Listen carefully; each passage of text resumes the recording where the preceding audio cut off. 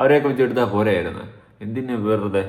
ചുമ്മാ പറഞ്ഞ ബാലചേട്ടൻ സൂപ്പർ ആക്ടറാ, best actor of the year 2010 തൊട്ട് 2025 പോരെ, സന്തോഷമായില്ലേ? പിന്നെ 2 ലക്ഷം രൂപയുടെ കാര്യമാണ് എനിക്ക് അങ്ങോട്ട് പിടികിട്ടാത്ത.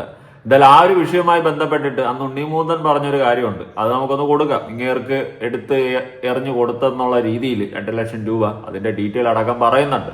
പക്ഷേ ബാലചേട്ടൻ പൈസ എന്തോ കുന്നുകൂടി കിടക്കുന്നത് കൊണ്ട് തന്നെ എനിക്ക് 2 ലക്ഷമൊക്കെ പുല്ലാണ്, അതുകൊണ്ട് ഞാൻ പെർ ഡേ 2-3 ലക്ഷം രൂപ വാങ്ങുന്ന ഒരു വ്യക്തിയാണ്, പിന്നെ നിങ്ങൾക്ക് വേണമെങ്കിൽ ഞാൻ ചീപ്പായിട്ട് വന്ന് അഭിനയിച്ച് തരാം എന്നുള്ളൊരു മൈൻഡ് സെറ്റിലാണ് എലിസബത്ത് ആ ഇന്റർവ്യൂവിൽ പറയുന്ന സമയത്ത് സൈഡിൽ കണ്ണാടി വെച്ചിരിക്കുന്നത്. ശ്രദ്ധിച്ചാൽ മതി.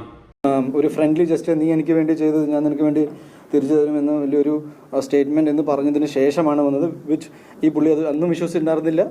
ആസ് എ പ്യുവർ പ്രൊഫഷണൽ പുള്ളി അത് മൈൻഡ് ചെയ്യാതെ പുള്ളിക്ക് നമ്മൾ ട്രാൻസ്ഫർ ചെയ്ത ഫണ്ടുകളുണ്ട് 2 lakhs rupees. അത് പെർ ലാക്ക്, അതായത് പുള്ളിയുടെ ലാസ്റ്റ് അഭിനയിച്ച സിനിമയുടെ പേയ്മെൻറ്റ് 3 lakhs എന്ന് പറഞ്ഞായിരുന്നു നമ്മളോട് പറഞ്ഞിരുന്നത്. അത് ഞാനല്ല അന്വേഷിച്ചത്. പ്രൊഡക്ഷൻ ലെവലിൽ കാര്യങ്ങൾ മുന്നോട്ട് പോയി. ആൻഡ് 20 ദിവസം ബാല ഈ സിനിമയിൽ വർക്ക് ചെയ്തു. 10,000 രൂപ പെർ ഡേ എന്നൊരു ബേസിക് പ്രൈസ് വെച്ചിട്ട് പുള്ളിക്ക് 2 lakhs rupees ട്രാൻസ്ഫർ ഞാനിതിൽ കാണിച്ചിട്ടുണ്ട്. ഡേറ്റ് ആൻഡ് ടൈമും will show it you, share to the media. Okay, അപ്പോൾ ഈ പേയ്മെൻറ്റും ഈ കാര്യങ്ങളൊക്കെ ഓൾറെഡി പ്രൊസീഡ് ചെയ്തതിന് ശേഷം ആണ് ഈ തമാശകളൊക്കെ മുന്നോട്ട് വന്നത്. എനിക്ക് കിട്ടിയ ഞാനും ബാലുമായിട്ടുള്ള ഒരു കോൺവെർസേഷൻ ഡെഫിനറ്റ്ലി ഉണ്ടായിട്ടുണ്ട്. ആൻഡ് പുള്ളി പറഞ്ഞ പ്രകാരം ഓൺലൈനിൽ ഇപ്പോൾ സൂപ്പർ സ്റ്റാർഡും ആണ്. So because every one loves him and I was very happy for that. പക്ഷേ അതിനൊരു പുള്ളി ഒരു വില കൽപ്പിച്ചു. മാത്രമല്ല പുള്ളിയുടെ ഭാഗത്തുനിന്ന് ഭയങ്കര എക്സ്ട്രീം ഡിമാൻഡ്സ് ആണ് വന്നിരുന്നത്. അതായത് ഈ പുള്ളി, അതായത് ബാലപ്പുള്ളി എന്ന് പറയുന്ന പുള്ളിയുടെ അടുത്ത് 2 ലക്ഷം രൂപയാണ് പെർ ഡേ വാങ്ങിക്കൊണ്ടിരിക്കുന്നത് എന്നുള്ള രീതിയിലാണ് എലിസബത്ത് ആ ഇന്റർവ്യൂവിൽ പറയുന്നത്. ഇവിടെ 2 ലക്ഷം രൂപയൊന്നും പെർ ഡേ കൊടുക്കാനില്ല, പെർ ഡേ 10,000 രൂപ വെച്ച് കൊടുത്തിട്ടുണ്ടെന്നാണ് ഉണ്ണിമൂന്തൻ പറയുന്നത്. അല്ലേ?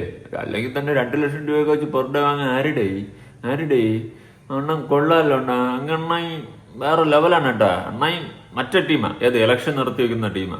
ഈവൻ കഴിഞ്ഞ പടത്തിലുള്ള ഡയറക്ടറിന് നമ്മൾ പ്രസന്റ് ചെയ്ത വണ്ടി പോലും പുള്ളി ഒരു ചർച്ചയുടെ ഭാഗമായിട്ട് കൊണ്ടുവന്നു. എന്നെ സംബന്ധിച്ച് ടു ബി വെരി ഓണസ്റ്റ്, ഈ സിനിമയിൽ എനിക്ക് അങ്ങനെ ഒരു പേയ്മെൻറ്റ് പുള്ളിക്ക് കൊടുക്കാൻ പറ്റുന്ന കുറച്ച് ട്രോളുകൾ ഉണ്ട്. ഒരാൾ ഫേമസ് ആയി എന്ന് പറഞ്ഞിട്ട് ഇതുവരെ മലയാള സിനിമയിൽ മാത്രമല്ല ഒരു സിനിമയിലും അങ്ങനെ ഒരു മാർക്കറ്റ് ഡിസൈൻ ഉണ്ടായിട്ടില്ല. And I am also very helpless. എനിക്ക് എൻ്റെ കപ്പാസിറ്റിയിൽ ഉണ്ടായിരുന്നെങ്കിൽ ഞാനത് ചെയ്തേനെ. ബട്ട് ടു ബി ഓണസ്റ്റ്, ഒരു പടം ഡിസൈൻ ചെയ്യുന്ന ലൈൻ പ്രൊഡ്യൂസറാണ്.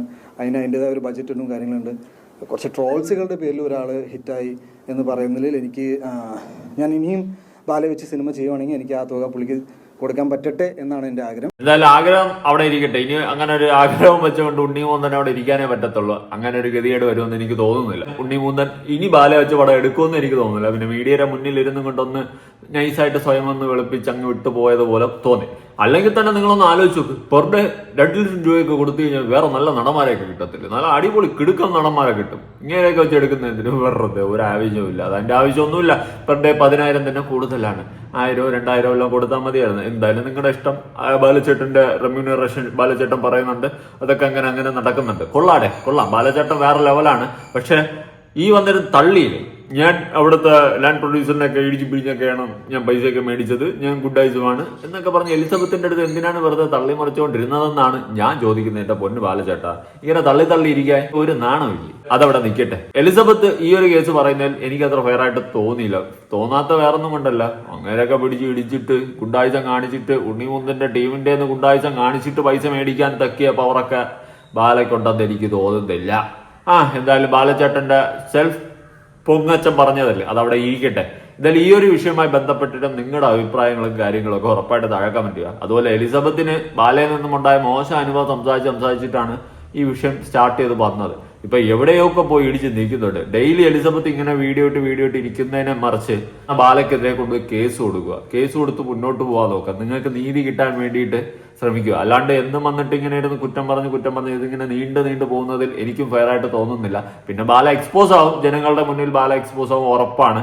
പക്ഷേ നമ്മളെ പോലെയുള്ള ഒരുപാട് പേര് നിങ്ങളെ സപ്പോർട്ട് ചെയ്തിട്ടുണ്ട്. ഇതിനൊരു അവസാനം എന്ന് വെച്ച് കഴിഞ്ഞാൽ ഒരിക്കലും ഈ സംഭവം ഇങ്ങനെ നീണ്ടു പോവുക എന്നതല്ല. അതാണ് ആദ്യം മനസ്സിലാക്കേണ്ടത്. നിങ്ങൾക്ക് നിയമത്തിന്റെ ഭാഗത്തുനിന്ന് ഒരു നീതി കിട്ടണമെന്നുണ്ടെങ്കിൽ ഉറപ്പായിട്ട് കേസ് തന്നെ കൊടുക്കണം. അത് നമുക്കാർക്കും കൊടുക്കാൻ പറ്റത്തില്ല, നിങ്ങൾ തന്നെ കൊടുത്ത് മുന്നോട്ട് പോകണം എന്നാണ് എനിക്ക് പറയാനുള്ളത്. എന്തായാലും നിങ്ങളുടെ അഭിപ്രായങ്ങളും കാര്യങ്ങളും ഉറപ്പായിട്ട് പുതിയൊരു വീഡിയോ ഇടണം.